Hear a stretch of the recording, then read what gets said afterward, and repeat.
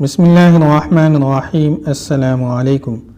ان کی پہلی ملاقات بستی سے دور ایک ایسی جگہ ہوئی تھی جہاں سعدیہ اپنی 4 بکریاں اور 2 اونٹ چرانے اور انہیں پانی پلانے کے لیے لے گئی تھی۔ محمود وہاں پانی پینے کے لیے رکا تھا۔ سعدیہ نے اس سے پوچھا تھا کہ کہاں سے آیا ہے اور کہاں جا رہا ہے۔ محمود نے کہا تھا کہ نہ کہیں سے آ رہا ہوں نہ کہیں جا رہا ہوں۔ سعدیہ سادگی سے ہنس پڑی تھی۔ جواب ہی کچھ ایسا تھا۔ سعدیہ نے محمود سے قدرتی سا سوال پوچھا، مسلم یا سوڈانی؟ محمود نے جواب دیا کہ وہ مسلمان ہے تو سعدیہ کے ہونٹوں پر مسکراہٹ آ گئی تھی۔ محمود نے اسے اپنا صحیح ٹھکانہ نہیں بتایا تھا۔ اس کے ساتھ کچھ ایسی باتیں کی جو سعدیہ کو اچھی لگی تھیں۔ سعدیہ اس سے سوڈان کی جنگ کے متعلق پوچھنے لگی۔ اس کے انداز سے پتہ چلتا تھا کہ اسے اسلامی فوج کے ساتھ دلچسپی ہے۔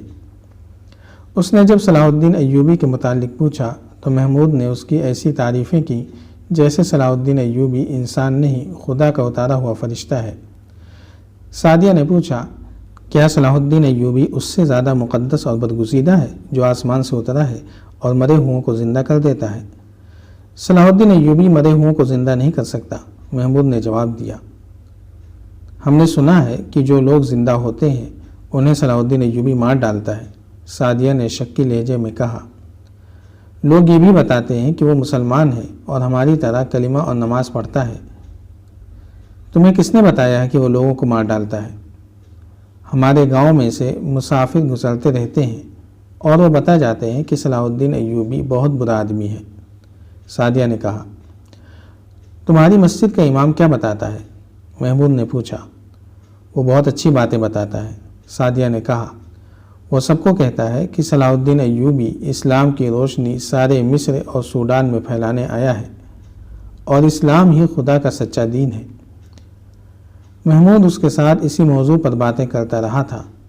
سعدیہ سے اسے پتہ چلا کہ اس کے گاؤں میں ایسے آدمی آتے رہتے ہیں جو اپنے آپ کو مسلمان بتاتے ہیں مگر باتیں ایسی کرتے ہیں کہ کئی لوگوں کے دلوں میں اسلام کے خلاف شکوک پیدا ہو گئے ہیں۔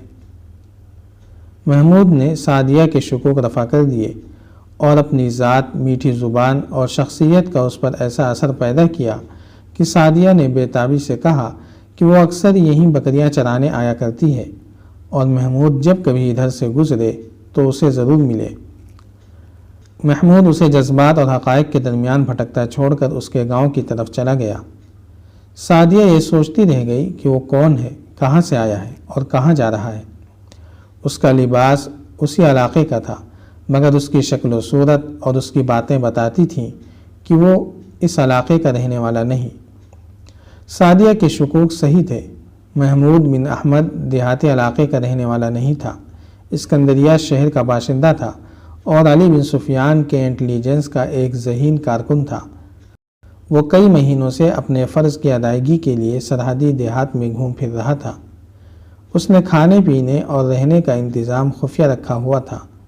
اس کے ساتھ چند اور جاسوس بھی تھے جو اس علاقے میں پھیلے ہوئے تھے۔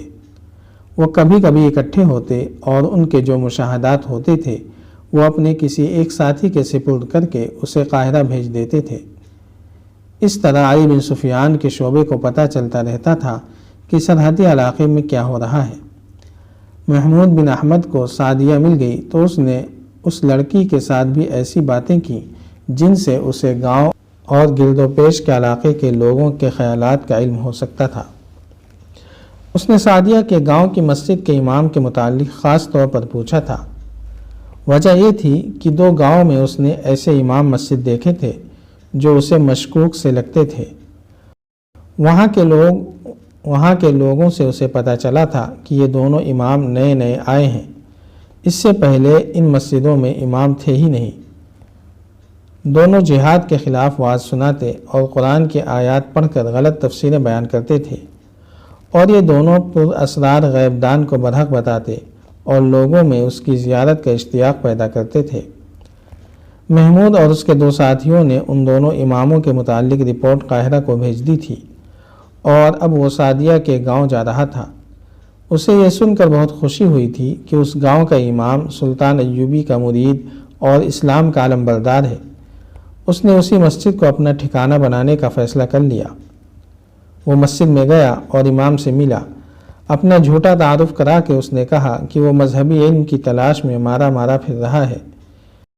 امام نے اسے تعلیم دینے کا وعدہ کیا اور اسے مسجد میں رہنے کی پیشکش کی۔ محمود مسجد میں قید نہیں ہونا چاہتا تھا۔ اس نے امام سے کہا کہ وہ 2-3 روز بعد اپنے گھر جایا کرے گا۔ اس نے امام کو بھی اپنا نام نہیں بتایا تھا۔ امام نے اس سے نام پوچھا تو اس نے کچھ اور نام بتا دیا۔ یہ پوچھا کہ وہ کہاں کا رہنے والا ہے تو اس نے اور کسی سرحدی گاؤں کا نام بتا دیا۔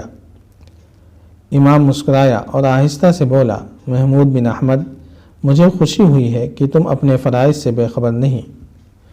اسکندریہ کے مسلمان فرض کے پکے ہوتے ہیں۔ محمود ایسا چونکا جیسے بدک اٹھا ہو۔ وہ سمجھا کہ یہ امام صلیبیوں کا جاسوس ہے، لیکن امام نے اسے زیادہ دیر تک شک میں نہ رہنے دیا اور کہا، میں محسوس کرتا ہوں کہ مجھے کم از کم تمہارے سامنے اپنے آپ کو بے نقاب کر دینا چاہیے۔ میں تمہارے ہی محکمے کا آدمی ہوں۔ میں تمہارے تمام ساتھیوں کو جو اس علاقے میں جانتا ہوں۔ مجھے تم میں سے کوئی بھی نہیں جانتا۔ میں محترم علی بن سفیان کے اس عملے کا آدمی ہوں جو دشمن پر نظر رکھنے کے ساتھ ساتھ اپنے جاسوسوں پر بھی نظر رکھتا ہے۔ میں امام بن کر جاسوسی کا کام کر رہا ہوں۔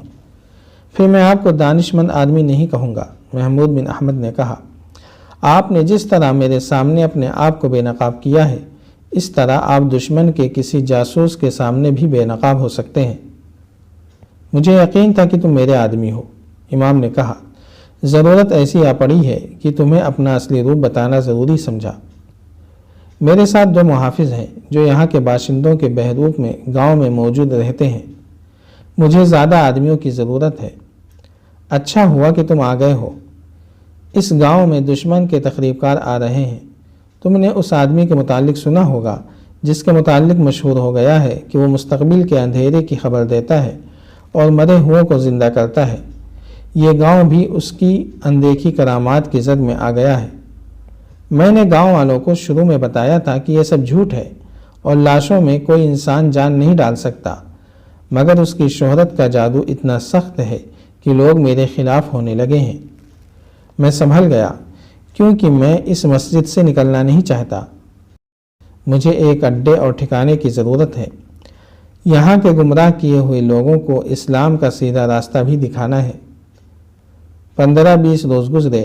رات کو 2 آدمی میرے پاس آئے۔ میں اکیلا تھا۔ ان دونوں کے چہروں پر نقاب تھے۔ انہوں نے مجھے دھمکی دی کہ میں یہاں سے چلا جاؤں۔ میں نے انہیں کہا کہ میرا اور کوئی ٹھکانہ نہیں۔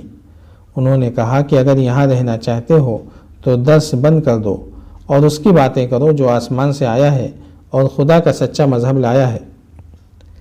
میں دونوں کا مقابلہ کر سکتا تھا۔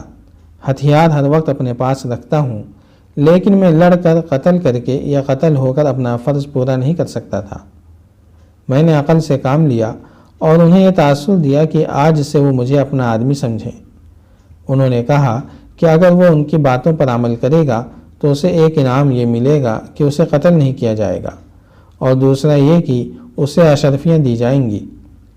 پھر آپ نے اپنے وعظ اور خطبے کا رنگ بدل دیا ہے؟ محمود نے پوچھا۔ کسی حد تک، امام نے جواب دیا۔ میں اب دونوں قسم کی باتیں کرتا ہوں۔ مجھے اشرفیوں کی نہیں، اپنی جان کی ضرورت ہے۔ میں اپنا فرض ادا کیے بغیر مرنا نہیں چاہتا۔ میں گاؤں سے باہر جا کر تمہیں یا تمہارے کسی ساتھی کو ڈھونڈنا بھی نہیں چاہتا تھا، کیونکہ اس کی جان بھی خطرے میں پڑ جاتی۔ خدا نے خود ہی تمہیں میرے پاس بھیج دیا ہے۔ میرے محافظ اس رات میرے پاس نہیں تھے، اب تم ہی میرے ساتھ رہو۔ تم میرے شاگرد کی حیثیت سے میرے ساتھ رہو گے۔ تم گواروں کی سیدھی سادھی باتیں کیا کرنا۔ گاؤں میں 4-5 آدمی ایسے ہیں جو ہمارا ساتھ دے سکتے ہیں۔ جاری ہے۔ اگر آپ کو یہ قسطوار سلسلہ پسند آ رہا ہے تو لائک، شیئر اور کمنٹ کے ذریعے ہماری حوصلہ افزائی کریں۔ جزاک اللہ خیرا۔